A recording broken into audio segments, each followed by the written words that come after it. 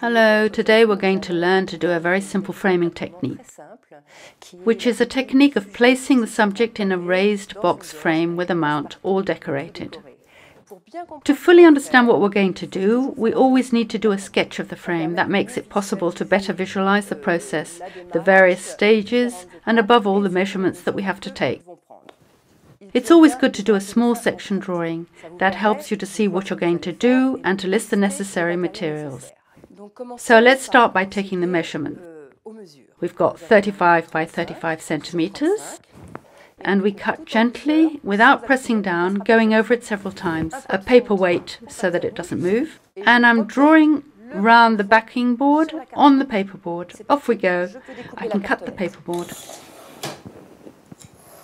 All the bits of cardboard have been cut, so now we have a backing board, two paper boards, a foam board 35 by 35, and we can start the next stage, opening and covering the mount. Vinyl glue, a large brush, and we paste liberally. I'm taking away the gluing board and sticking my paperboard onto the paper, smoothing it out. Now we can cut it. There we go. We open up the four corners here at 45 degrees and using a small ruler that's just the right size, leave a strip of approximately 1 centimeter. Now we're going to fold it back and glue it down, and the mount will be perfect. The next stage, we're now going to cover the second paperboard with green paper. We finish this stage by putting paperweights on top of the covered paperboards and leave them to set for at least a quarter of an hour. It's finished setting, so now I can draw around the window of the mount on the foam board and and cut the foam board.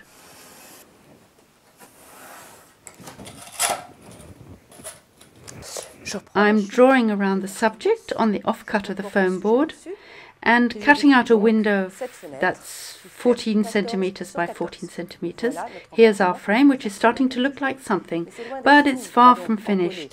So we're going to stick the subject to the raised platform and leave it to set. Same thing for the other bit of foam board, and it can go away to set.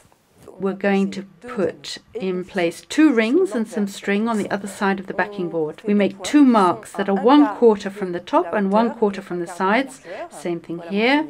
That's my second mark. I'm opening these marks using the craft knife vertically, and I'm going to be able to feed through the rings and the tie. We put the tie through the hole in the backing board. We make a hollow space under the tie, and we fold the tie. We can put it in the hollow, and with a quick tap of the hammer we can do that on the other side too. Now it's done, and we can close with a bit of sticky tape. So now we're going to attach the 2 rings with some string. So the background is finished, and we're going to be able to move on to the next stage.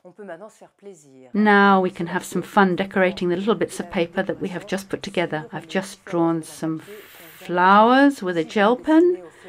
These have escaped from the eclair and give me the opportunity to do some very, very faint stencils on the mount. Now we have to stick it all together, so we have to glue the raised mount to the backing board and stick the subject on its platform at the center of the box. So I'm assembling the backing, the cardboard mount and the glass, and holding everything together with bulldog clips. We close the parcel with gummed craft tape. We dampen the strip with a wet sponge, we smooth it down and do the 4 sides like that. And the final stage, we're going to nail together the parcel in the frame. The nail is placed a few millimeters from the edge of the parcel and must be directed towards the left and towards the frame. That's it done. One last tip. Add some finishing touches with a wide strip of craft tape that will hide the large part of the frame, the nails, and the join between the frame and the parcel. We mark the fold well, we fold it, cut it with a craft knife, and it's all done.